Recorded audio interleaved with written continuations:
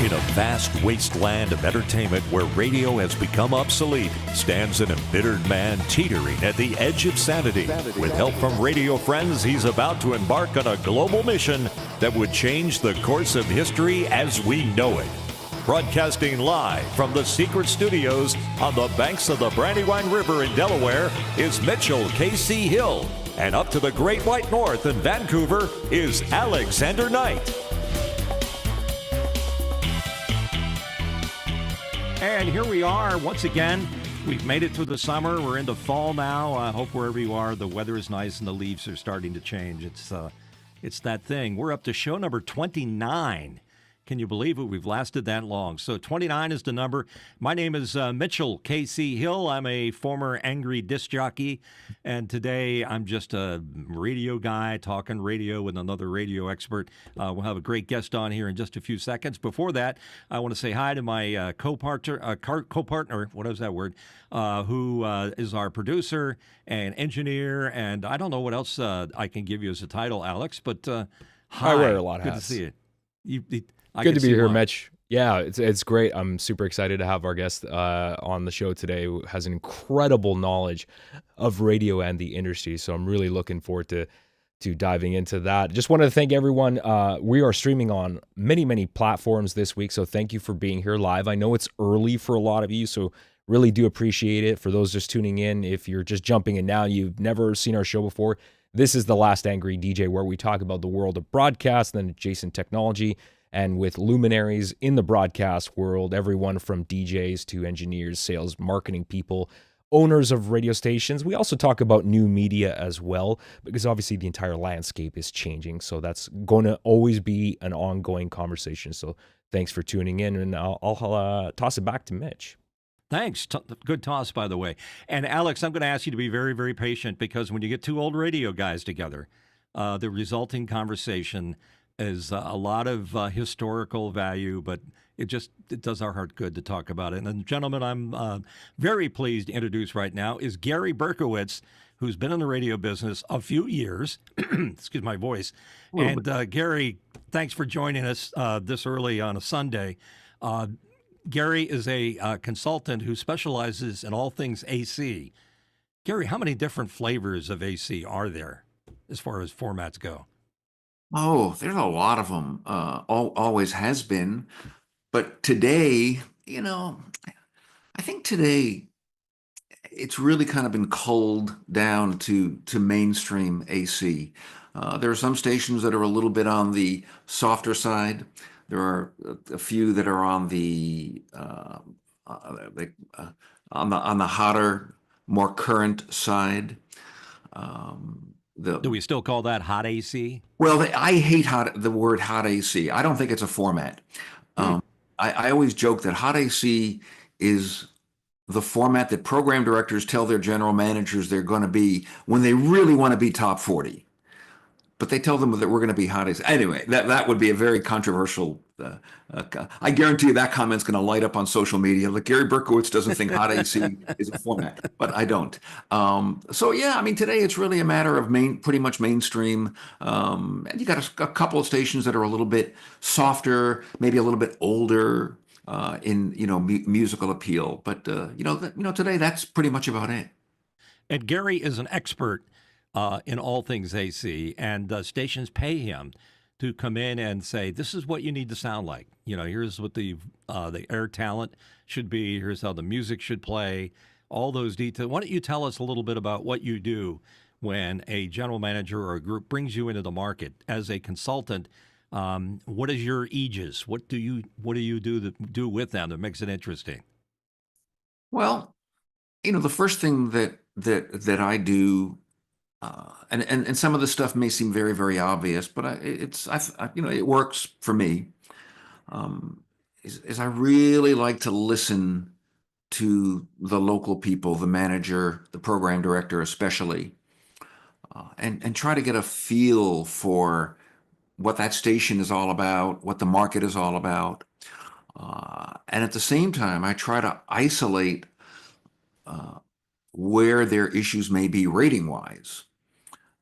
So it's a bit of a process of a lot of talking about, all of the talent, all of the philosophy, that's gone behind this radio station.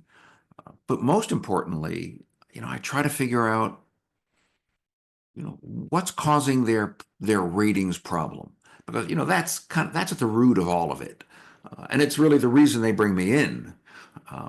I've rarely been brought in just because we just want to kind of have somebody else here, who can kind of give us an opinion or help us out a little bit. It's usually about a ratings issue. So I try to as quickly as possible, try to get to the heart of it. So I'll be able to say to the general manager, here are the 2 or 3 or 4, whatever the number is, things that I think you need to do to move that needle and get those ratings going in the right trajectory. So, do you go into a market and you do research to determine where the holes are in the demographics, psychographics of that particular market, and move the station in that direction to fill that need? Or do you just improve what they already have so that they're more viable as a market goes?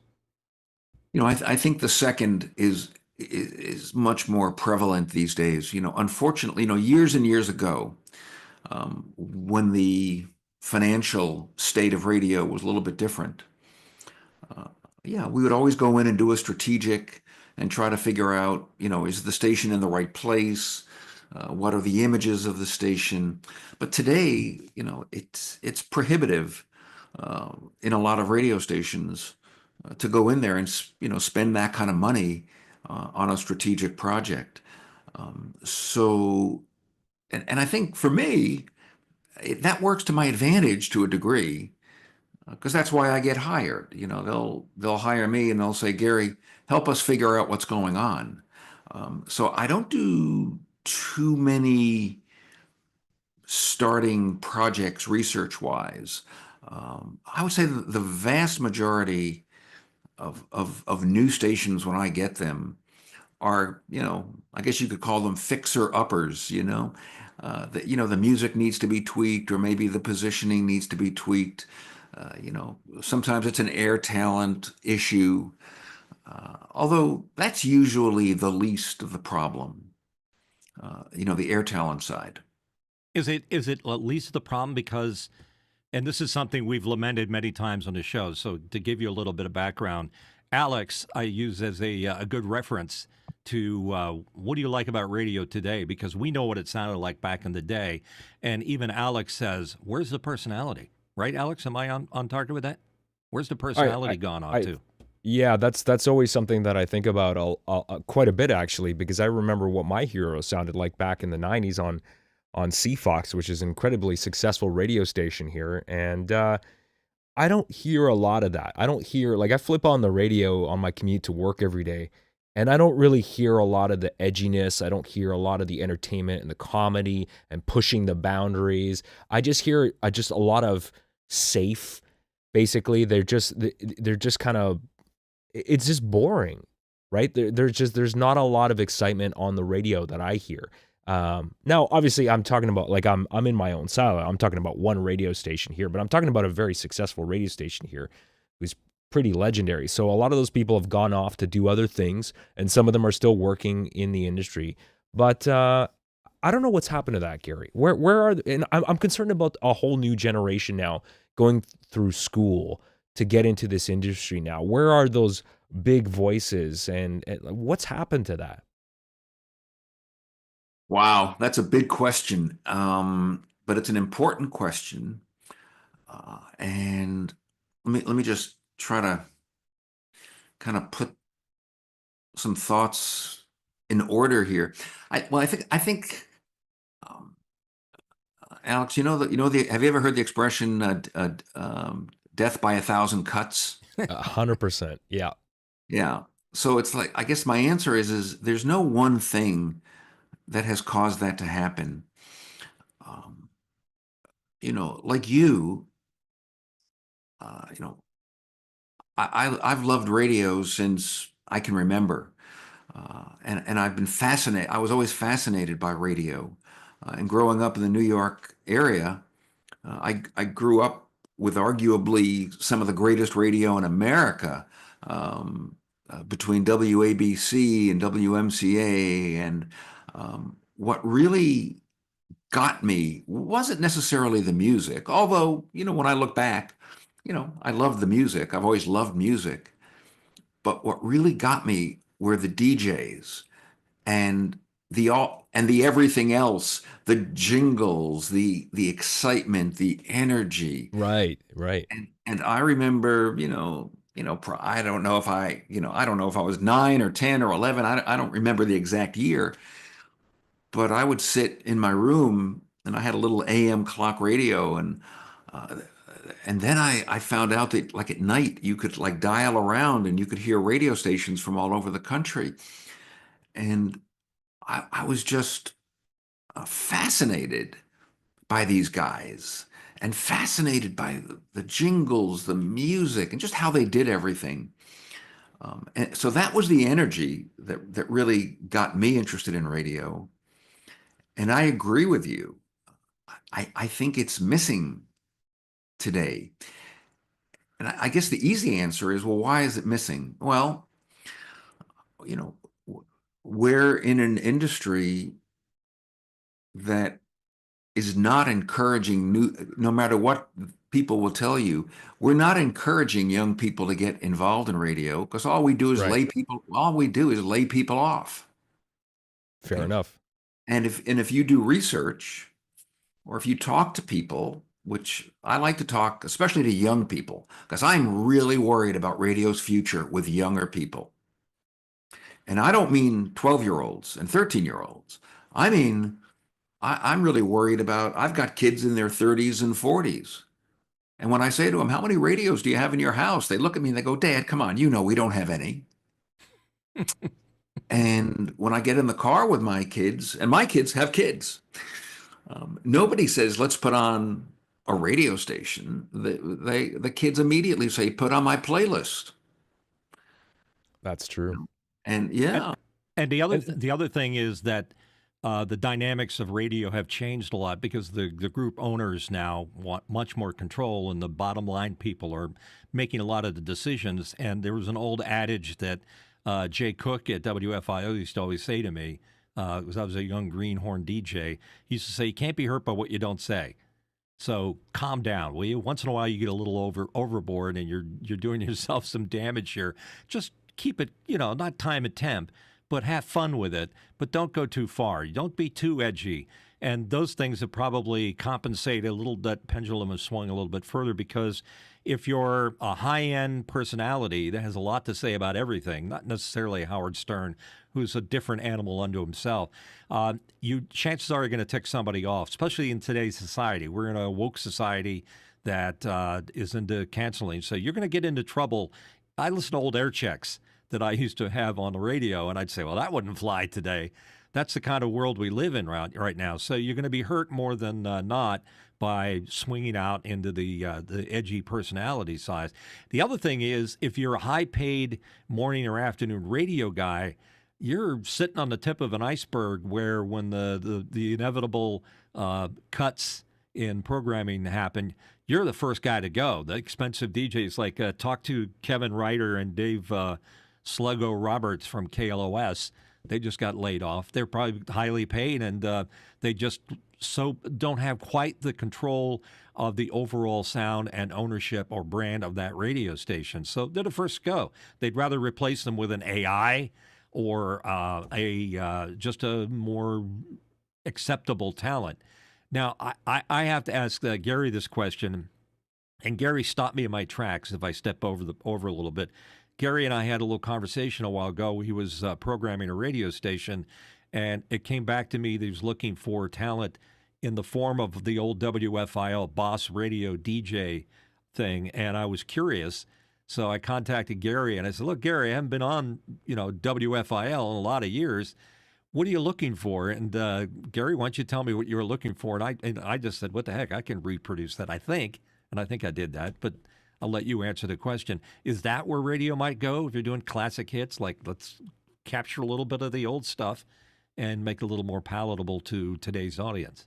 Yeah, in the case of this particular station, this is WQFM up in Scranton, Wilkes-Barre, Pennsylvania, which is now known as 92 Mix FM. And our goal there was to put on a classic hits, basically 70s, 80s, 90s based radio station. But the real difference uh, in my vision for that station was to have talent jocks on the air who were fun to listen to, who were great companions for the listenership. Because I'm the guy who coined the phrase, for better or worse, that companionship is much more important than content. And I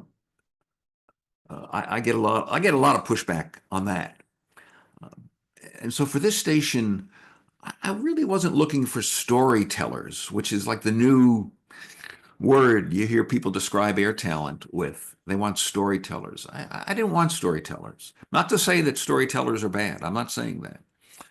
But for this particular station, I just wanted jocks. I wanted guys who could be great in 12 seconds over the front of the record.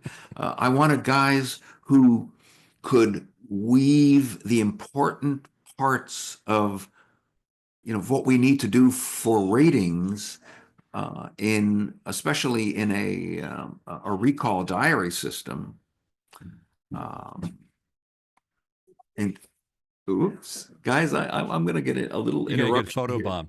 Yeah. While you're dealing with that, what was interesting is Gary, I came in kind of at the tail end. Gary had filled in most of the positions, and Gary said, "Well, I'd like somebody like you used to sound when you were on FIL," and I'm like, "I can't play an old 50-year-old air check when I used to be on the radio back in the early days." So Gary suggested, "Well, why don't you just make one?" And the challenge there was okay. And I hadn't thought about doing it, but I just went and got a playlist that I made up myself, a few songs, and did the intro. Not quite as heavy as I would when I was on the air, because the radio guys back in those days spoke from Mount Olympus out to the crowd. And that's not really the style these days. It's more personal, more, like you say, companionable. And I did it. And now I didn't get the job for reasons that had nothing to do with my talent, I guess.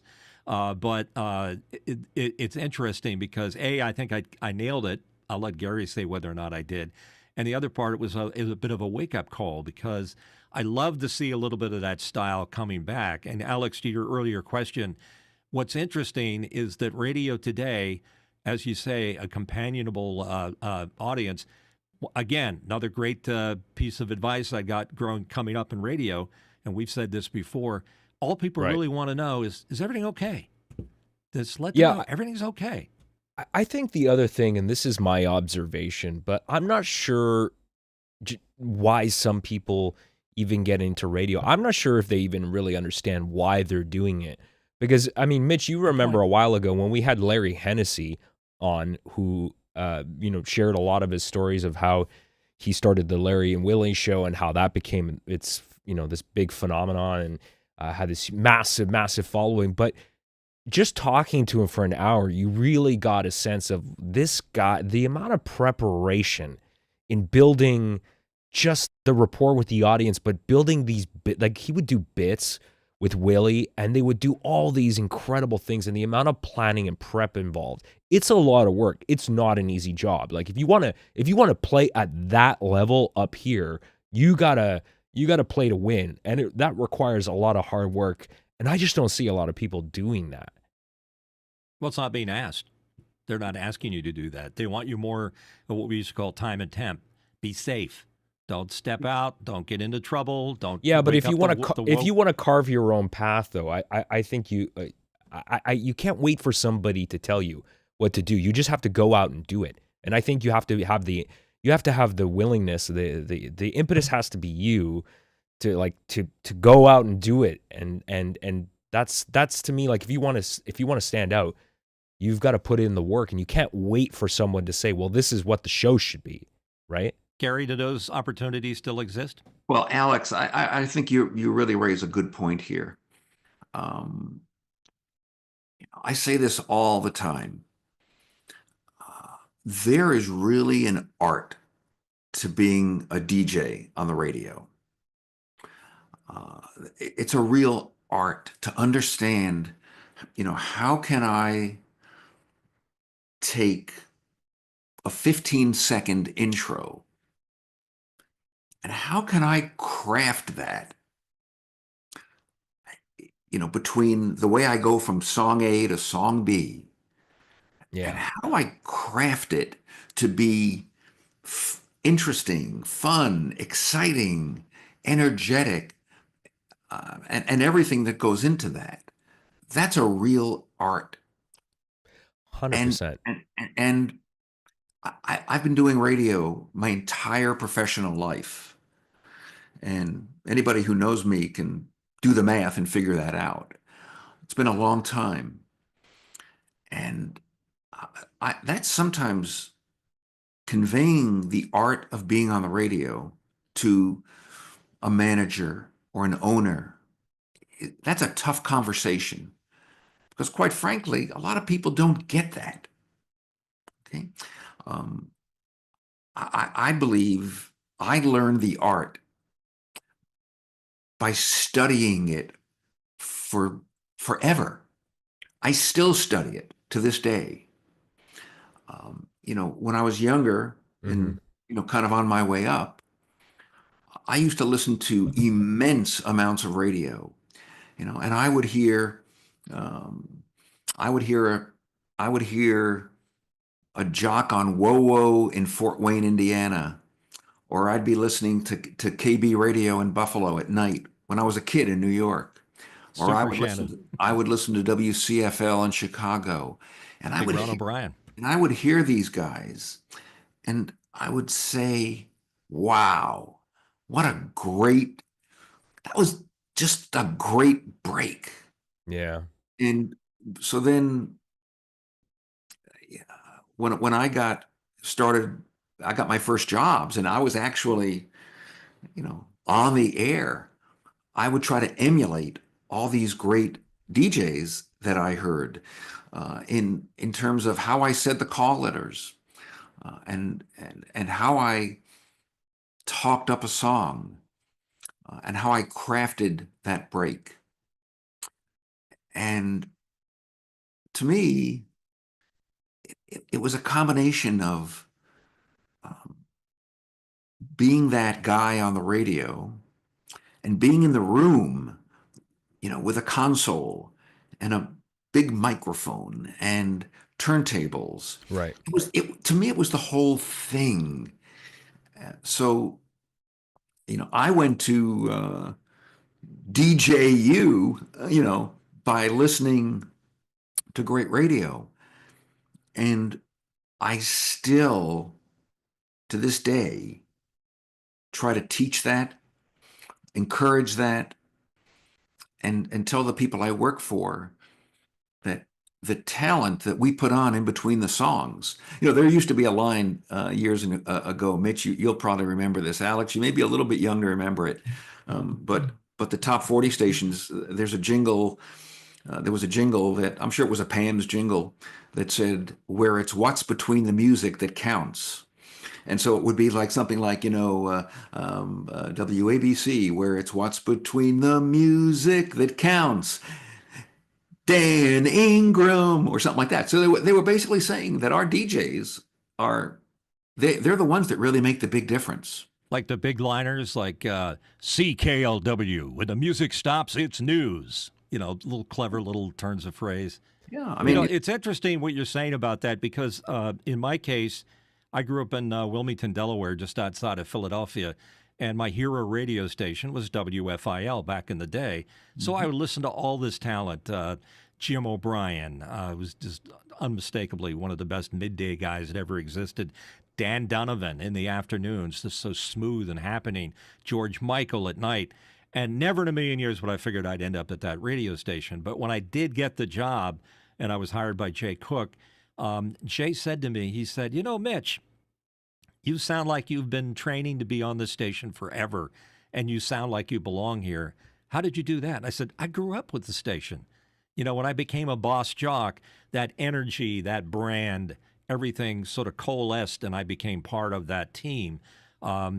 That's a certain pride, and that's also a certain energy, which I think you're alluding to, Gary, that drove me forward. So that when I came on the air and I started talking my little 12-second intros, I was channeling Dan Donovan, doing something a little off center, or other things like that. So it was very interesting while it lasted to be part of that. I'm not sure that exists quite the way today as a brand that it used to, because, well, we had 30% of the audience back in that day. Today, I think you'd be lucky if you had 15 or 20 Yeah, and share Mitch, of the whole audience. and Mitch, what I'm hearing from Gary too, and I think we can, if we just even take out broadcast out of the equation here, to me, what it sounds like I'm hearing is just we're talking about work ethic, right? So, and Gary, you talked about how you studied, you were at an obsessive level. You were studying all of the people that you looked up to, that you revered, and you figured out, what they were doing. And I think, like anyone, when they're first starting in some kind of creative endeavor, you start to emulate your heroes, right? You do that for a while, and then eventually, once you get a little bit of experience, you start developing your own personality, and then you start doing your own thing. And I think those are important things to think about. I think for any job that you're going to do, like, you really have to, like, if you want to be good at it, you really have to do it at an obsessive level, which is, it sounds like that's what you did, and obviously that's what Mitch did. You hone your craft after many years, but I just see a lot of people just kind of coasting and not really going the extra mile. And I'm not saying that's the only reason why radio is doing well. I think there are a lot of other external factors that we've talked about before on the show, and we can talk about it here again, about how the industry has changed over the years with streaming music. And, people just don't really go to radio for news, at least. I mean, obviously there's still people listening to radio, but I think if you were to ask the average person in their 20s now, do you listen to radio? They're probably going to say no. They're not getting their news from radio. They're not they're not finding out about new bands from radio. They're probably hearing it from friends. They're getting it from social media, and they're certainly getting it from streaming audio. And that's a problem. That's a problem for the industry. How do you even adapt to that? And that's one of the things, actually, I was curious about what you think about where is this industry going in the next decade? What do you see people doing now to adapt, and what do we still have to do? What do we have to do a better job of to keep this thing alive? Oh my God, that's the $10 million question. And there's so many answers, Alex, to your question. And I totally, guys, hold on, I'm getting my little, okay, Coop. I have, as I told you guys earlier, I've got my little 8-year-old grandson spending the weekend with us. And as big of a conversation as we had about not interrupting, Oh, all good. it happened. Okay, let me get back to your question here. It goes back, when Alex, when you were talking a minute ago, it reminded me of the line that somebody once said to me, and they said, "Why innovate when you can imitate?" And I think about that a lot, because that's kind of the story of my life. I was never, I'm not sure I was the most innovative, but I was really good at hearing something and identifying that was really, really good, and trying to do it that way. Again, going back to my earliest days, when I would hear any of the jocks on WABC in New York, they were amazing. And when I would hear the jocks on WMCA in New York, they were amazing. And so I spent my early life just listening to all these different guys. And when I had the chance to actually be on the radio, I would try to take that style and work it into the particular station that I was working at that time. I mean, it was to me, uh, how do I say? I mean, I was a 24/7 student of radio. Um, and what's kind of happening now is, and by the way, when I was coming up, I had a lot of places to hone my craft, because every radio station, back when I began, in most markets, they owned an AM and an FM radio station. This was way before consolidation. So even in the small markets all over the country, there were AM FM combos, and there were some operators only had an AM station. They had one AM station. And back then, every radio is all pre-automation. So every radio station needed somebody in there live 24/7. And what an opportunity for me. It was actually a lot easier to find work back then because, even in a small market, if they had like 2 or 3 radio stations, they needed to be manned 24/7. So when I was the kid who showed up and A, was willing to work, B, was willing to work any shift, including the all-night shift, and 3, most importantly, I had a car. Okay, so they knew I could get there. So that really worked in my favor. Today it's just, we're in a whole different world today. And, is it better? Is it worse? Look, I hear what you're saying. I hear what you're saying. And one of the things that frustrates me, and I see a lot of this now, is, and maybe you've witnessed this too, I just feel like people want a paycheck. And I get the sense that there's this attitude of entitlement that I'm just going to show up for this job. You're going to pay me no matter what. I'm just going to kind of coast and just collect a paycheck. And I see a lot of that. I mean, I certainly see that with some of the people that I work in my job. I mean, I'm not in radio, but it drives me crazy. I just see a lack of work ethic, and it's so hard to find people that are really good at their jobs. And I think the people that really excel, like you, like Mitch here, you guys are a very small percentage of the market. And, if anyone is wondering why, it's because of all the things that you just said. I mean, you're talking about making sacrifices, being willing to work any shift, obsessively studying your heroes and figuring out, like, how do I get better? Listening to your own tapes back. I should have done this, or I could have gone there. It's like that's how you become really, really good. And there's not a lot of people that are willing to do that. Well, I think you're right.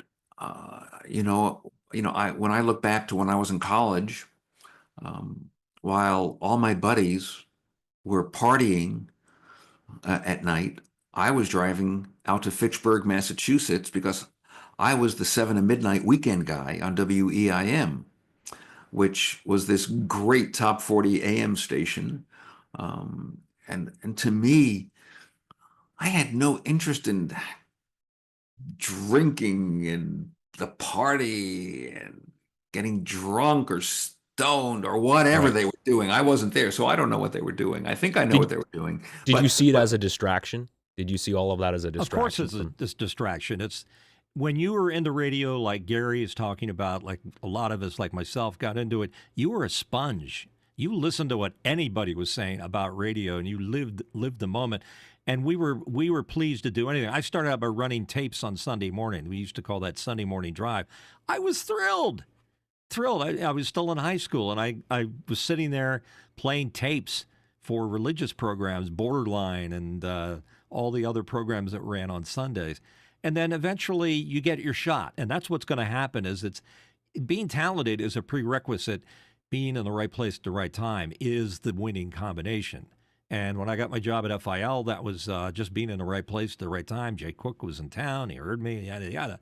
And then the other thing is I got the all-night shift at WAMS, even while I was still in high school, because I had a first-class ticket.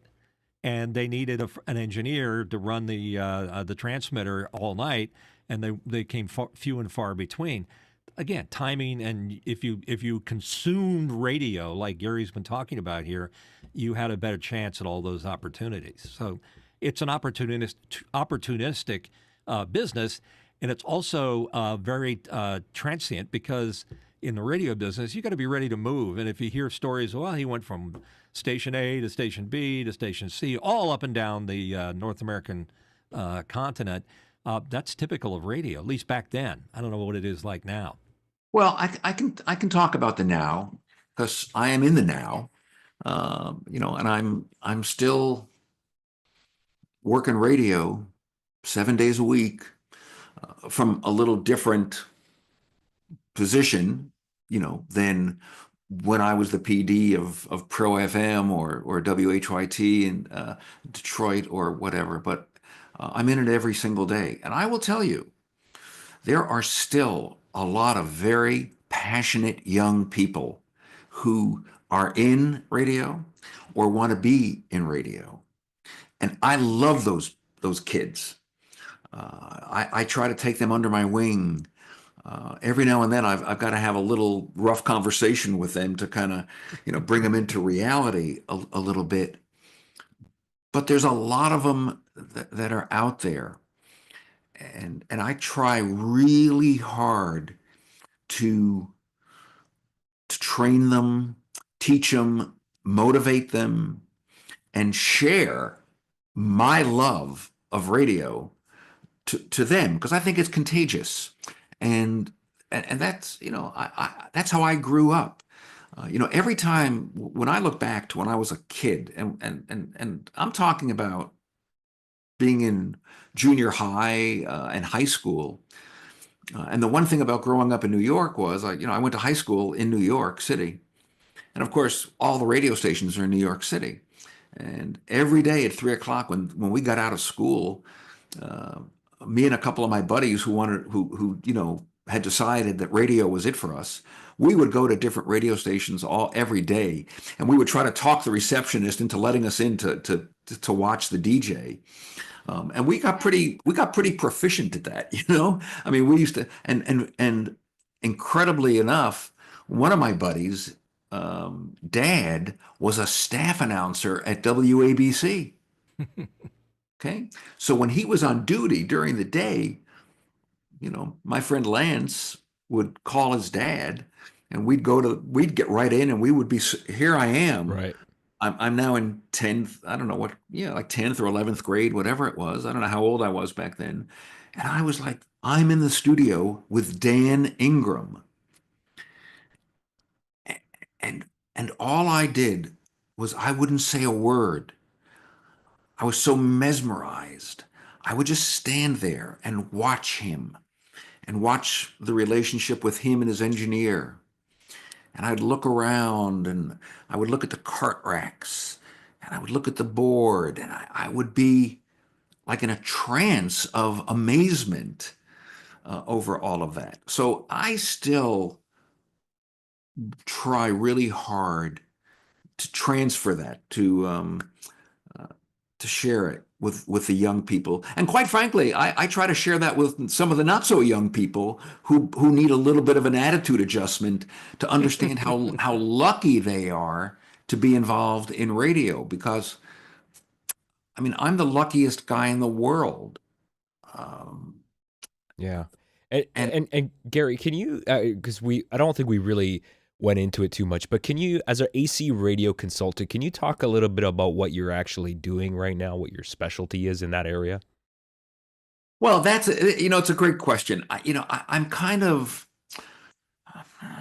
I think in a way I've maybe, unbeknownst to me, kind of progressed a little bit in what I do. When I first started out some 30 years ago, when I departed my program director role and became a consultant, I was uber focused on, AC radio, and I was building my practice and building my reputation and building my brand and on and on and on. But today, I think if you had all of my clients on this call, I think they would tell you that I go way beyond just being a programming consultant. And what's because I had to look this up. So Sure. what is an AC? What does AC stand for? What's the difference between hot and soft? Well, AC stands for adult contemporary, and soft AC is really just what it says. It plays the softer side of the music. Although soft is different today than soft was 25, 30 years ago. And hotter AC is more current based. So it's a little less library based. So and those formats have switched with the demographics of today too. AC is more viable today than it was 30, 50 years ago. Yeah, I mean, AC is a big format today. It's a big format. But going back, I deal with so many aspects of my client's business that is not even programming related. We talk about every aspect of their operation because right now radio is a very, very challenging financial place to be. So we're constantly trying to navigate that and, yes, make sure that our product is great, make sure that our ratings are great. But I think my clients really rely on my many years of doing this to help them in areas, every way from marketing, promotion, even engineering to a degree. I spend a lot of time with the technical side, especially now because, back in the day, it was just your audio on the radio. But today it's, well, how does your stream sound? And I think radio is so far behind the curve on streaming that it's making me crazy. Would you say, Gary, that radio is still using a lot of methodology that worked in the 80s but doesn't work today? Well, Mitch, I think it's like everything else. I think some of the methodology can still work today, and some of the methodology can't. I mean, there was back in the '80s. I was still a PD back in the '80s, and you know, it was a whole different world back then. Again, pre-consolidation. And consolidation really was the beginning. I joke it was the beginning of the end, but it was. I'm not a fan of consolidation at all. I hate it. I hated it then. I hate it now. I'm not afraid to say that. And I don't think it's killed radio, but boy, oh boy, has it caused some heartaches along the way. I'll tell you that much. I think we would agree with you. It's like we lament those things that are killing the personality aspects, the programming, and the fact that there are so many things vying for people's attention that radio has to work harder to keep the attention of the people. I mean, it used to be simple back in the day that the average person listened for 25 minutes a day, and that might have been the morning and the afternoon commute. That's totally different today. Right. And what I really do, and it sounds, maybe it sounds contrived or hokey or whatever, but I try to get up every single day and say, okay, here's the reality that I'm dealing with. How can I make this sound awesome? And how can I make this sound attractive to listeners? And how can I make this station really, really sound good? But I never lose sight of the parameters that I have to work within, because if I ruled the world, if I ruled the world, things would be different. Speaking of you ruling the world, I have to tell you something, is that your passion comes through, and I love it. I think that's what probably ends up getting you most of your jobs, is your ultimate passion for what it is that you do. But sometimes it can get in the way. Again, I keep telling these stories about WFIL, but at a young age of 19 and then 20-year-old, I was music director, and I was doing nights at a major market radio station. I didn't recognize the opportunity I had. I was very green and very, very, I was very, very specific about the things that I thought were right, about this is the way radio should be. And I'll never forget, Jay Cook was the program director, one of the greatest programmers of all time. Jim DeCaro was the general manager, and they had just bought an FM station, WPBS, and they were going to create a competition for WIP, which was an AC station or maybe even an MOR station in Philadelphia.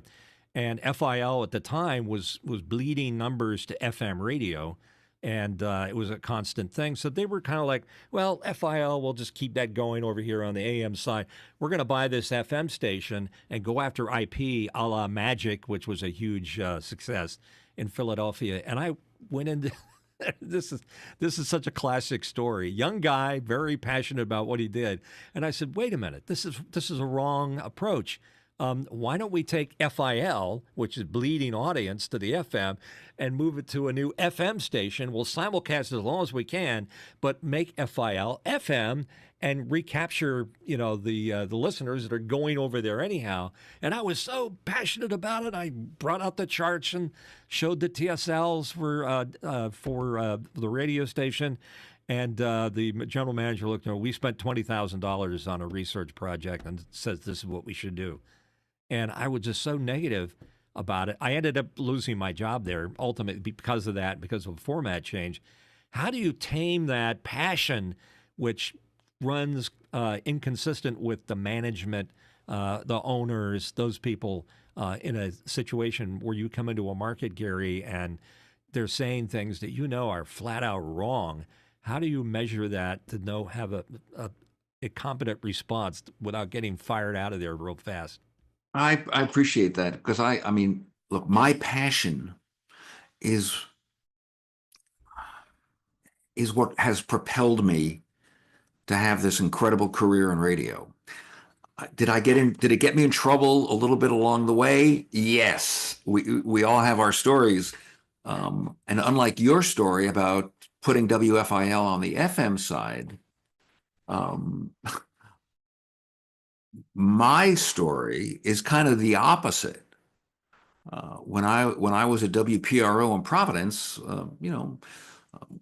which is clearly the bedrock of my career, that I was able to get a job there. But they basically, and WPRO was always WPRO was the WFIL of Providence. And they basically at one point realized that it was all moving over, and they hired me, who I was the 7 at midnight jock on WPRO. And I had been talking to him for months and months about, it's all moving over to FM and top 40 on FM and blah, blah, blah. And they did it. And they said, we want you to be the program director. And that was probably the most important, clearly important moment of my life and my career when that happened. So they had a little bit of a different viewpoint on it there. But to go back to the passion side, I think people love passionate people, no matter what you're doing. When I go in to buy a car, I love passionate sales guys, who are into every little piece of the car and part of the car and everything. So, I think passion is important. And again, I credit passion to being my success. And I think to this day, and I'm in a very, very different place today than I was when I was the weekend jock on WPRO in Providence. But I think my clients really appreciate that passion, and I think they expect it. Ooh, little door slam there. I think they expect it from me. How do you measure that? I knew the photo bomb was coming, guys. Yeah, There was there let's for a second. meet him. What the heck? But it's great to see what the progeny has brought us. But For the last time, Harry. We'll do that, Coop. I promise. Harry. future programmer, I can hear it in his voice. Oh my God. Oh my, that's great. It just goes to show you that you can. Hey, 5 more minutes. Okay, honey, you got it. It's a force of nature. You got it. What I was going to say is This goes to show you can do a lot of prep with these kids, but you never know what you're going to get. Exactly. It's like herding the cats on the radio. It was interesting. I know how much you love jingles and you love the branding that you grew up with. When you try to bring some of that back, it's sort of rejected because, most stations issue running jingles. I love jingles, by the way. And John Wolford's a great friend. And he still tries to find ways where it's even liners are falling out of favor. It's just kind of like play the music and talk over it. Let's do what we're going to do. How do you deal in a world that's changed? Because that's very irrelevant to me. I'm semi-retired, but I'd love to get back on the radio. I'm not sure I'm a stranger in a strange land at this point in my life. I still have the passion for it. I still got the voice for it. How do you fit in? Oh, it's actually pretty easy. You know, I think, let me just think on this for a second. I mean, I try to bring, and I mentioned this before, I really try to bring greatness to every project I work on. Okay. And I use old,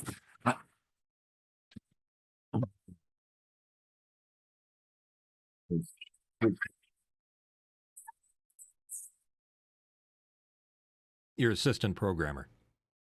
getting it. Inappropriate. Please close my door. Cooper, you promised me. You promised me.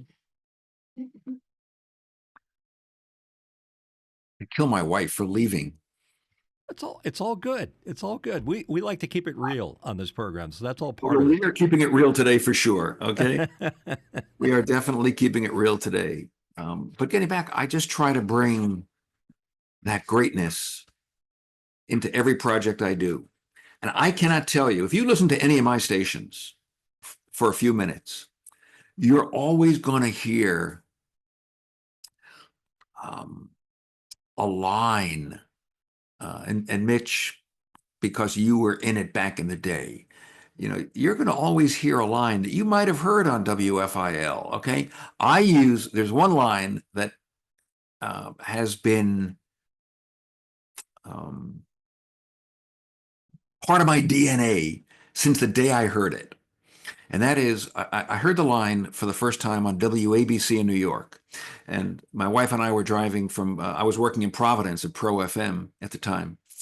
And I was driving back to New York for the weekend, and I heard the top of the hour on WABC, and it went, "There's always a better song on WABC New York."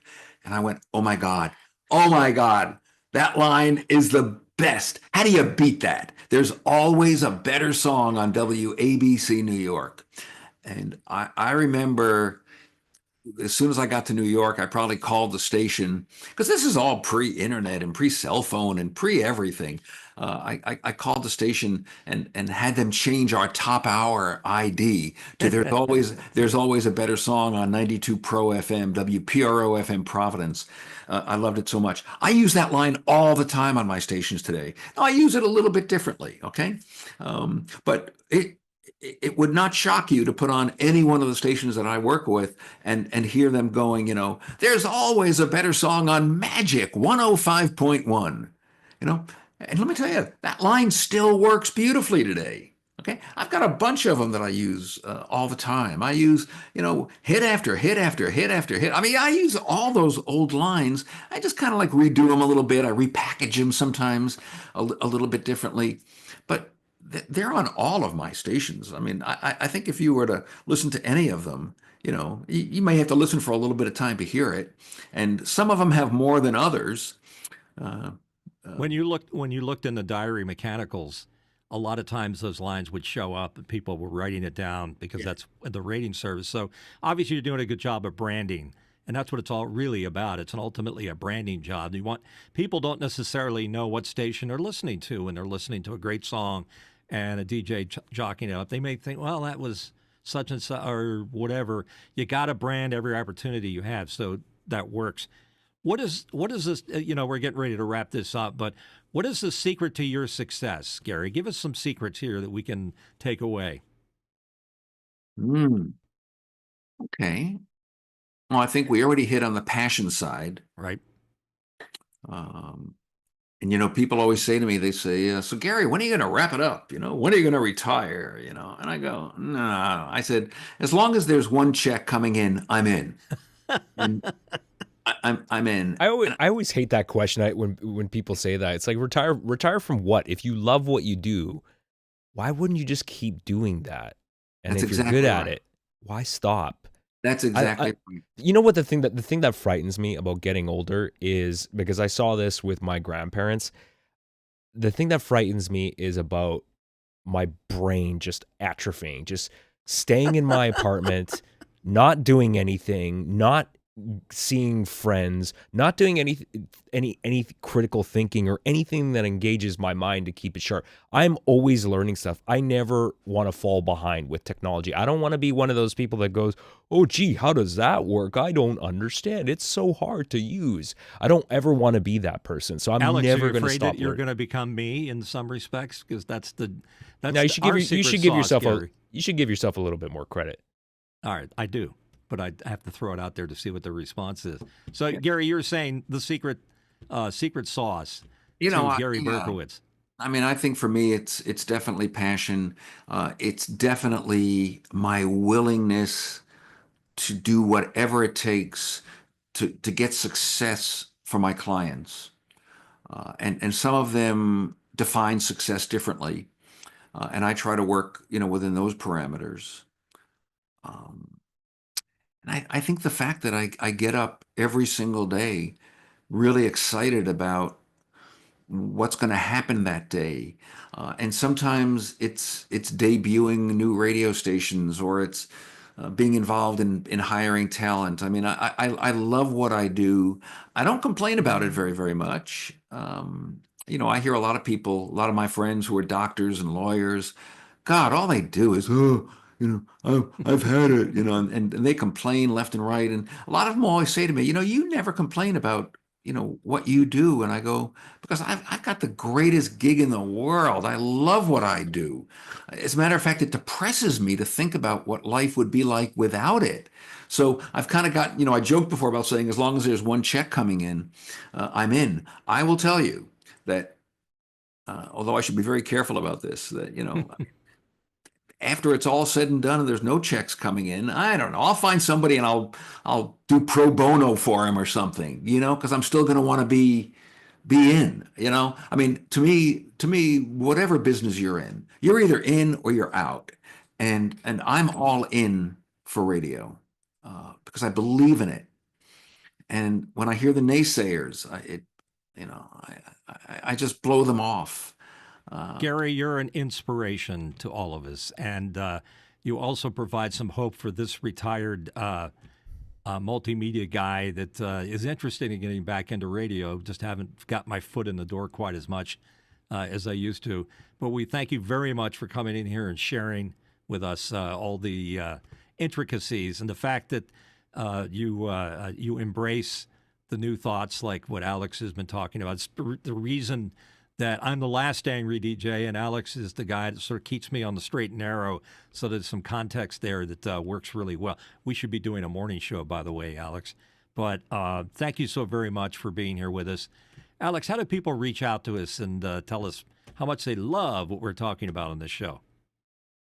Yeah, thanks, Mitch. You can reach out to us by email by just filling out the contact form, thelastangrydj.com/contact. You can reach us on social media as well. We're at The Last Angry DJ on all platforms. And of course, you can also join us in our Discord community. That's the best way to continue the conversation after this show is done and talk about what you want to see in the future. Everything from the type of guests that we've got, maybe the type of topics that we're going to address in the future. Do let us know. That's pretty much it. If you want to support the show and the work that we do, head on over to patreon.com/thelastangry DJ and become what we call a coffee supporter, which is $2 a month, and that helps us out. And of course, if you like the show, just share it with somebody. Tell a friend. By the way, Smash Gary, the button. on the subject of if those paychecks stop coming, if you ever want to join us on the show again and become yet another angry DJ, you are more than welcome to come back on the show. Well, I may take you up on that offer, but I got to tell you, I will never be an angry DJ. I will always be a hopeful, loving, positive DJ, but I'll still be on the Angry DJ podcast. So yeah, we're pushing the irony here a little bit, maybe a little bit too far. I understand. Does this look like an angry face to you? No, not at all. Not at all. Not at all. Not at So all. Gary, always up for a audition whenever it should be there, because I don't want to find out at my age that I can't do it anymore. So far, nobody said no, you Well, can't you do know it. what, Mitch? You got to remember one thing. It's not how old you are, it's how good you are. I'm a very bad boy. And I mean, I actually am borrowing that line from Alan Sniffen, who runs Rewound Radio. He always says that about the music. He says it's not how old it is, it's how good it is. But that's a great line, and I've used it many, many times. And it's true. It's not how old something is, it's how good it is. And that's how I look at radio. It's like, yeah, we've been around forever and ever and ever, but how good are we? Are we really, really good, or are we just kind of mediocre and expecting that the world's going to stop for us? And I don't think that's going to happen. It's not over yet, folks. Radio should not be counted out by any means. It's actually statistically still a very popular medium. It's not gone. It's just showing a few dings here and there. But with people like Gary Berkowitz, I think there's a lot of hope for the future, and we look forward to seeing that. Gary, how do people reach out to you or see more about what you do? Well, I'm like you guys. I'm kind of all over the place. The easiest way to get me is Gary at GaryBurke.com. Email. Go to my website, GaryBurke.com, and all my contact information is there. I love talking to radio people. I respond to everybody who reaches out to me, either by phone or by email. If you reach out, you will get a response, and you will get a response quickly. Because I remember when I was young, I didn't get responses, and I said, I'm never going to do that. So I do respond quickly. So yeah, just Google me, Gary Berkowitz, and it comes up all over the place. Gary, love seeing you holding the torch for the old and the new, which is kind of unique in this world. Appreciate you coming on The Last Angry DJ. We'll be back again. In fact, we're going to do another show a little bit later on with Alex and myself talking. So we might unpack a little bit of what you talked about. I think it's pretty interesting. Thank you so very much for being here, everybody. Thank you, Gary, as our guest, and Alex, the best producer in the business. I want to thank you all for being here. Until next time.